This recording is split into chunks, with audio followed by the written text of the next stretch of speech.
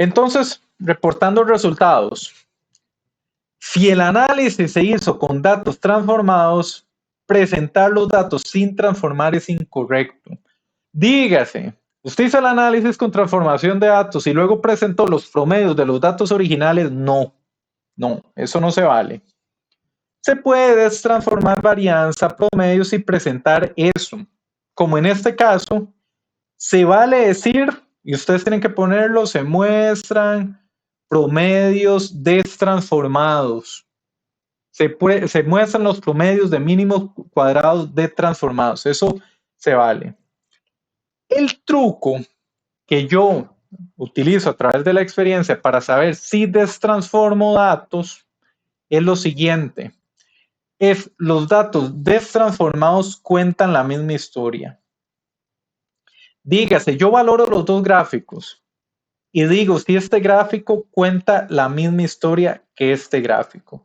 Si cuentan la misma historia, lo dejo destransformado porque para la persona va a ser más fácil leer rendimiento que leer logaritmo de rendimiento. Pero si no cuentan la misma historia, lo presento como logaritmo de rendimiento. Entonces le pregunto a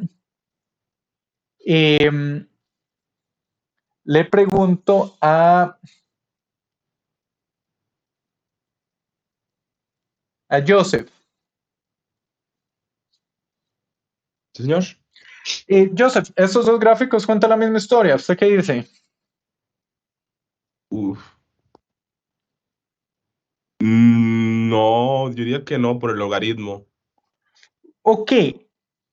El logaritmo, bueno, es lo que hace que sean distintos. Sin embargo, yo considero que no cuenta la misma historia porque aquí estos sí uno se intuye muy bien que son iguales y aquí no. ¿Lo ves? Y entonces, en este caso, yo diría que no cuenta la misma historia. Aquí uno ve de que este es distinto, pero que no está tan alejado de los otros. Y aquí se ve bastante alejado. Para hacerles un ejemplo, hay casos donde los datos transformados, bueno, los bigotes son más chiquititos.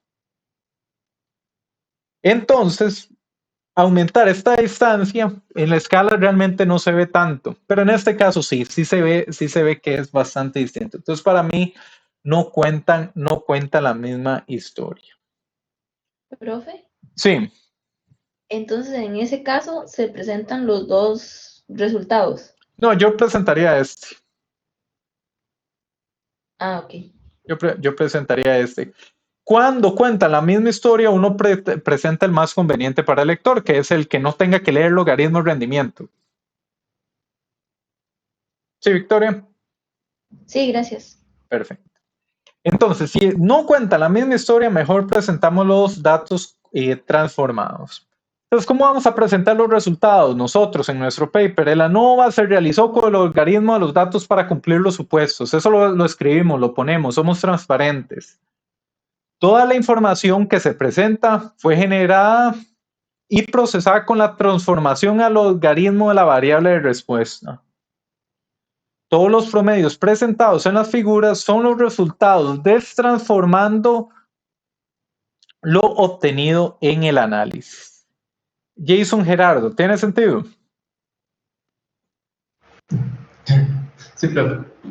Perfecto. Entonces, transformar datos se vale, nos sirve para los supuestos y lo que hay que hacer es transparente que se hizo, pero nos permite llegar a conclusiones válidas.